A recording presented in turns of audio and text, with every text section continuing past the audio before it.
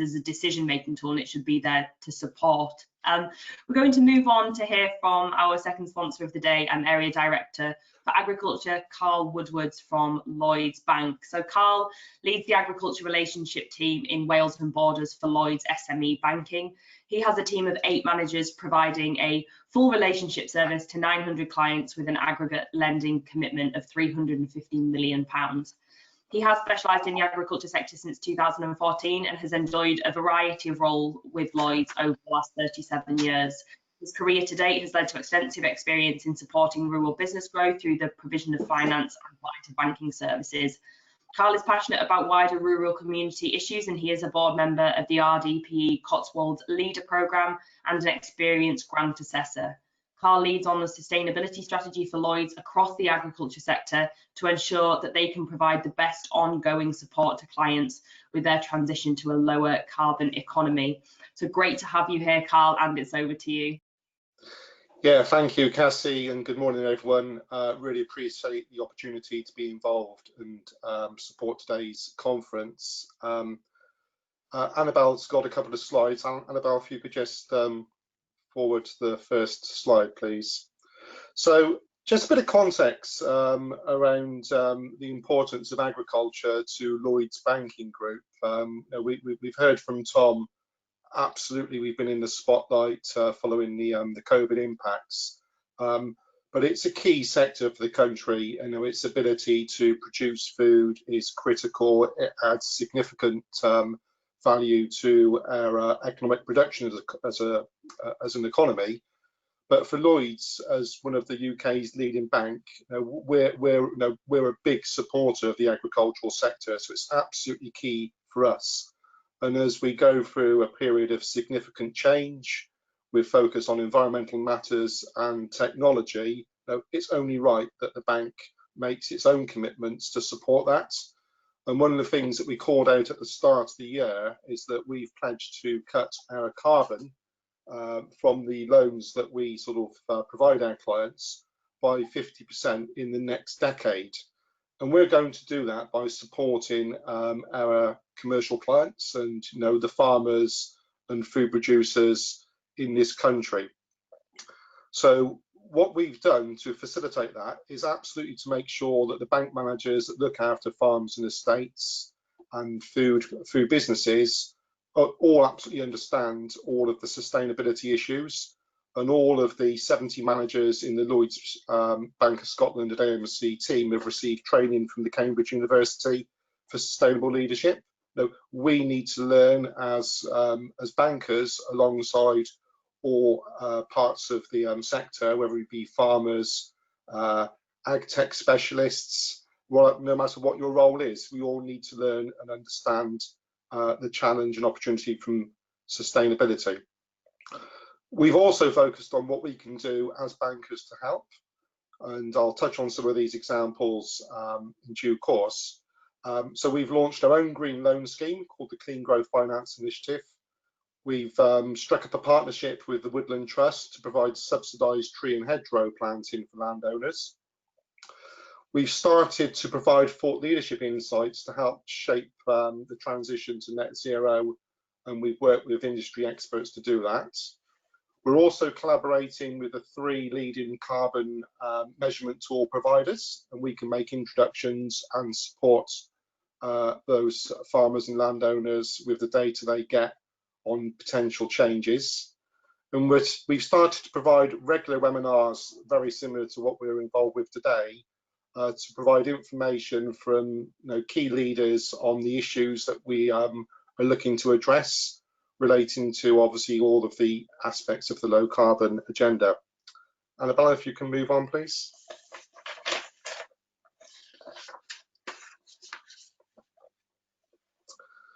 So this is a document that we've published. It's available to read or download from the bank's website. It's a first for us, and we've received some really positive feedback from our own farming clients and other sector contacts of the value and some of the things that we focused on. And I'll just expand on those. Annabelle, if you could move the next slide for me, please. So we've called out 7 key recommendations. it's absolutely really valuable if you can understand your starting point from a carbon footprint, hence the recommendation to look at the tools. And we've certainly aligned with the NFU's thinking here, and I know they have been trialing the tools within their membership.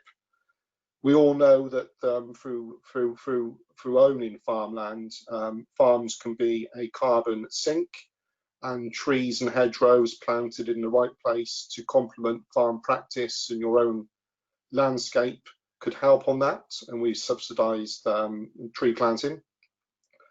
Absolutely look at ways to improve farm productivity and efficiency through practice and the best use of resources. The theme for today's conference, where appropriate, invest in low carbon agri-tech. And again, where you can you use your land-based resources to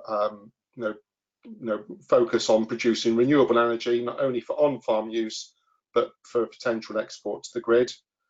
Soil, the key asset on most farms. What can you do to improve soil health? And again, depending on where you are in the country, if you're an area of peatlands, what can you do to work with the environment to restore peatlands? So those are our 7 key call-outs. Annabelle, if you could move on, please. If you could just put them all up. So as banks, we absolutely understand our role to provide finance for farmers to look at funding green growth. And we've got our own scheme to provide discounted lending, and that scheme is £2 billion, and that's for the whole of the UK sectors, not all for farming and agriculture and food. But we can tap into this fund. So it's term loans and asset finance, minimum value of £25,000. And some of the eligibility, some of the themes that we've supported so far since the launch of this scheme earlier in the year is, agri-tech equipment, sustainable production methods, where we can see improvements in waste management, building energy efficiency, productivity and efficiency, improvements to soil, water and air quality. We will absolutely provide this fund for investments into renewable energy, biomass, anaerobic digesters, solar, for example, sustainable diversification, ecotourism, it can fit with that, and also sustainable land management, working with things like regenerative farming schemes, organic schemes. And if you're looking at investment utilising funding available from the countryside stewardship schemes and the equivalents in Wales and Scotland, we can certainly provide our funding to support that as well. Thank you, Annabelle. On to the next one. So what I just thought I would do is share a quote that resonated with me from a professional contact that I have, Alice Lampard, who works with Farm Connect in Wales and is also a programme manager for the Prince's Farm Resilience programme. Change brings opportunity for those willing to adapt. We are on the cusp of a revolutionary change to farming, and ignorance of an unsustainable situation does not give us a free pass to avoid the consequences. And it's very much down to us to lead change and to help farm clients that we work with to embrace those opportunities and shine a light on the technology opportunities from Agri-tech. So final slide. As a thank you from me and my contact details, if I can support you with any of the things I've touched on, do please reach out to contact me, and thank you for the opportunity to speak this morning. Carl, thank you very much. It's great to have you and to end on such wise words as well, ready to kick off our first panel session.